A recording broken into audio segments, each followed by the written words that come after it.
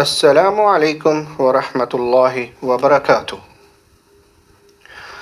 آج ہم سورہ الحجر کی آیت نمبر 85 سے لے کر آیت نمبر 99 تک پڑھیں گے، اور اس کے بعد انشاءاللہ آج سورہ الحجر ختم ہو جائے گی۔ آج 4 مئی 2020 ہے۔ ہمارا طریقہ یہی ہے کہ میں پہلے آیت پڑھوں گا، اس کا ترجمہ کروں گا اور انشاءاللہ پھر اس کی تفسیر کروں گا۔ شروع کرتے ہیں۔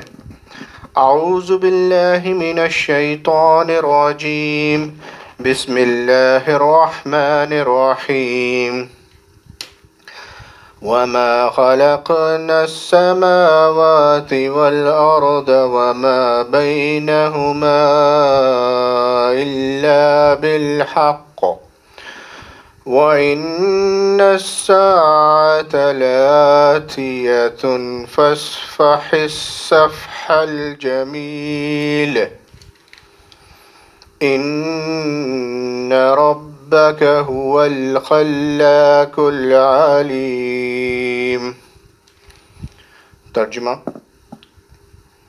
ہم نے آسمانوں اور زمین کو اور ان کے درمیان کی سب چیزوں کو حق کے ساتھ ہی پیدا فرمایا ہے، اور قیامت ضرور آنے والی ہے، پس تو حسن و خوبی اور اچھائی سے درگزر کر لے۔ یقیناً تیرا پروردگار ہی پیدا کرنے والا اور جاننے والا ہے۔ یہاں پر حق سے مراد جو آسمان اور زمین کے فوائد اور مصالح ہیں، اور اس کی پیدائش کے جو فوائد اور مصالح ہیں، اس سے یہ مقصود ہے۔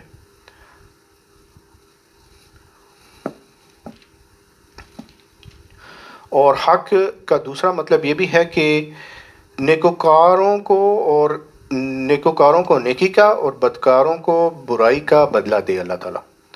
یعنی کہ اس دنیا کا اور آسمان اور زمین کا بنانے کا جو مقصد ہے وہ یہ ہے کہ نیکوکار کو نیکی کا اور بدکار کو برائی کا بدلہ دیا جائے۔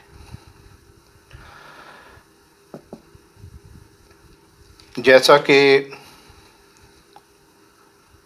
ایک اور جگہ اللہ تعالیٰ نے فرمایا،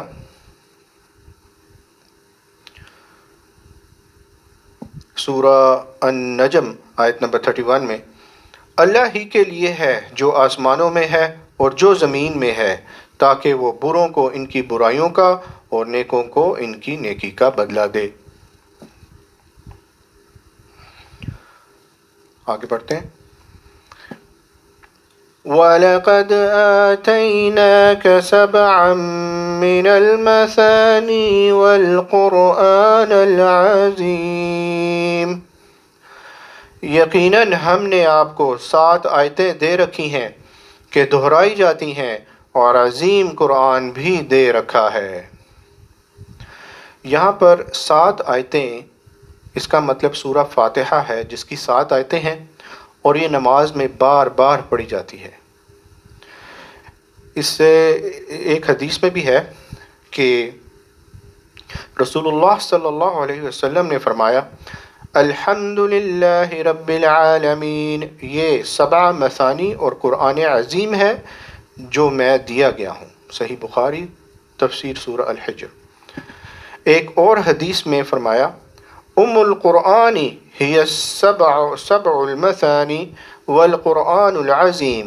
حوالہ مذکور سورہ فاتحہ قرآن کا ایک جز ہے، اس لیے قرآن عظیم کا ذکر بھی ساتھ ہی کیا گیا ہے۔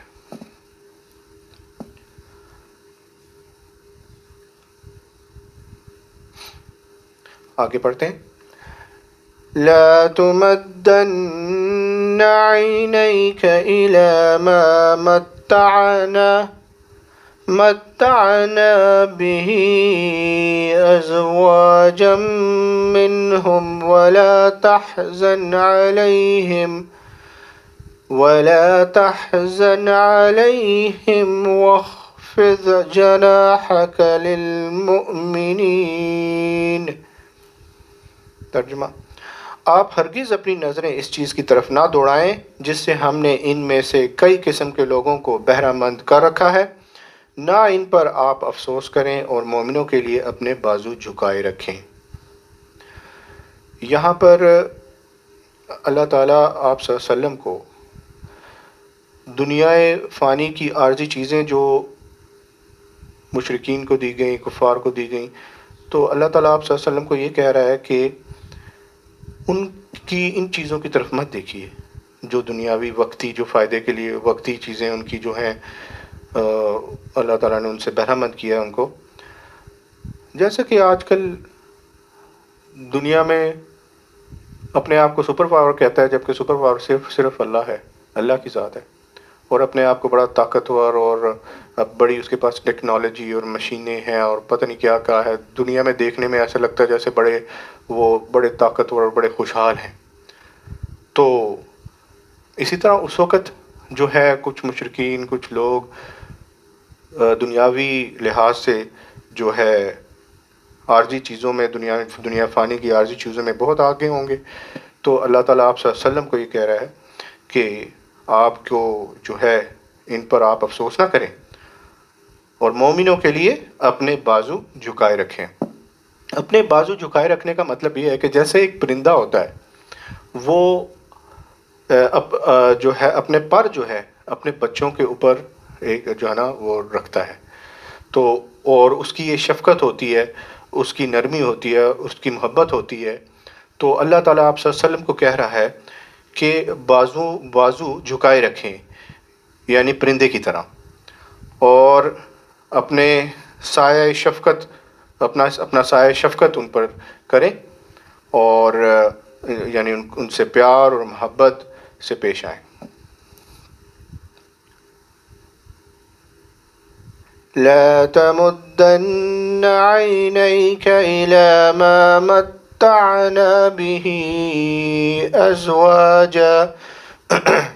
أزواجا منهم ولا تحزن عليهم واخفض جناحك للمؤمنين وقل إني أنا النذير المبين، اور کہہ دیجئے کہ میں تو کھلم کھلا ڈرانے والا ہوں۔ ڈرانے والا کا مطلب یہ ہے کہ عذاب سے ڈرانے والا ہوں۔ كما أنزلنا على المقتسمين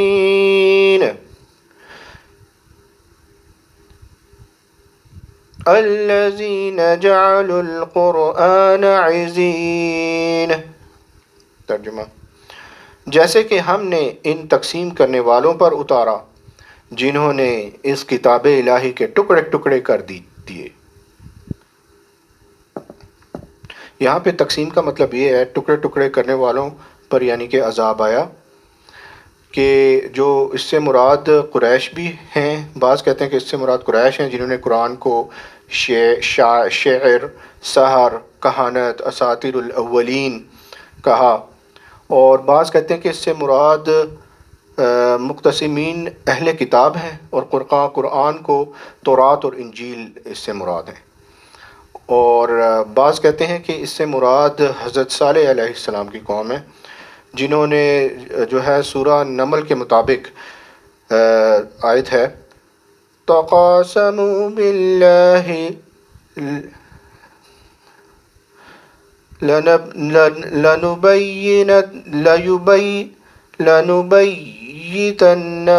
وَأَهْلَهُ، سورہ النمل آیت نمبر 49 ہے، اور آسمانی کتاب کو ٹکڑے ٹکڑے کر ڈالا۔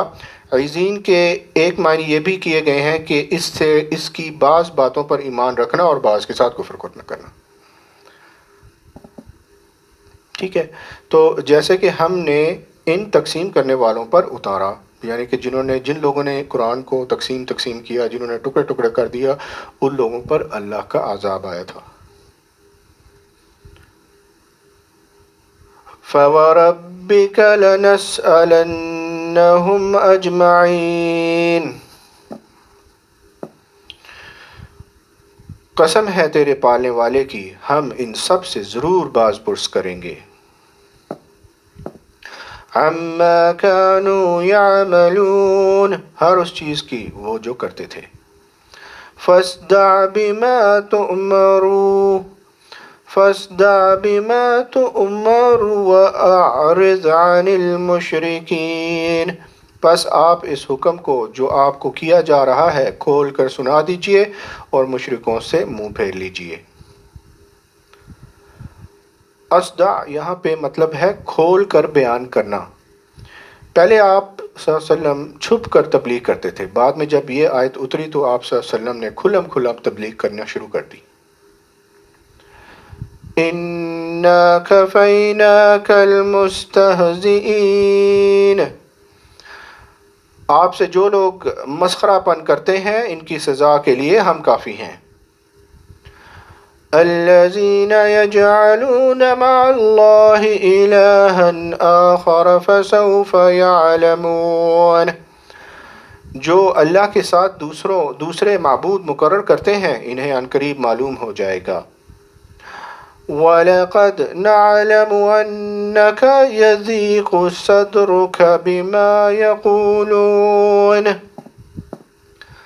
ہمیں خوب علم ہے کہ ان کی باتوں سے آپ کا دل تنگ ہوتا ہے. اس کا مطلب یہ ہے کہ مشرکین کہتے تھے کہ آپ صلی اللہ علیہ وسلم نعوذ باللہ ساحر ہیں، مجنون ہیں اور کاہن ہیں، تو آپ کی بشریت، آپ کی بشر ہونے کی وجہ سے آپ صلی اللہ علیہ وسلم کو پریشانی ہوتی تھی، صلی اللہ علیہ وسلم کا سینہ تنگ ہوتا تھا، تو آپ صلی اللہ علیہ وسلم کو تسلی دی جا رہی ہے. فَسَبِّحْ بِحَمْدِ رَبِّكَ وَكُن مِّنَ السَّاجِدِينَ، آپ اپنے پروردگار کی تسبیح اور حمد بیان کرتے رہیں اور سجدہ کرنے والوں میں شامل ہو جائیں. یہاں پر سجدہ نماز، اس کا مطلب نماز ہے کہ آپ نماز پڑھتے رہیے.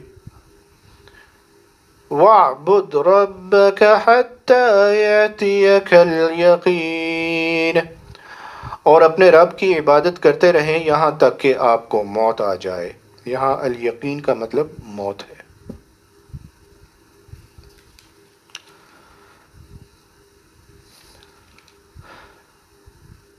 صدق اللہ العظیم. یہاں پر ہماری سورہ الحجر، پارہ نمبر 14 کی سورہ الحجر، سورت نمبر 15 ختم ہو جاتی ہے. کل سے ہم انشاءاللہ سورہ النحل شروع کریں گے انشاءاللہ بإذن اللہ. آج جو ہم نے پڑھا اس سے ہمیں پتہ لگا کہ اللہ تعالیٰ نے آپ صلی اللہ علیہ وسلم کو کس طریقے سے تسلی دی، اور قیامت کا ذکر آیا کہ قیامت آنی ہی آنی ہے، اور یہ لوگ جو آپ کے ساتھ مسخرہ پن کر رہے ہیں، مذاق اڑا رہے ہیں، آپ کو تکلیف پہنچا رہے ہیں، اور انہوں نے قرآن کو اور جو ہے اللہ کے احکامات کو ٹکڑے ٹکڑے کر دیا، تو ان لوگوں کا اللہ تعالیٰ نے حساب لینا ہے. آج بھی ایسے ہو رہا ہے، ٹکڑے ٹکڑے تو آج کل فزیکلی بھی کیا جا رہا ہے قرآن کو. ویسٹ آپ دیکھیں آج کل نیوز میں آتا ہے، خبروں میں آتا ہے کہ کسی نے قرآن کو جلا دیا، کسی نے قرآن کو توڑ دیا، کھلے عام ایسا کر رہے ہیں لوگ. تو ان لوگوں کا اللہ تعالیٰ نے حساب لینا ہے، اور اس کے مختلف معنی آتے ہیں کہ جس طریقے سے ہم نے پڑھا. اللہ تعالیٰ ہمیں پورے قرآن کو سمجھنے، اس پر عمل کرنے کی توفیق دے، اور ہر آیت پر عمل کرنے کی توفیق دے. ٹکڑے ٹکڑے نہیں، جوڑ کے جڑے ہوئے میں ہر قرآن کی ہر لفظ پر جو ہے غور کرنے کی توفیق دے اور عمل کرنے کی. صدق اللہ العظیم.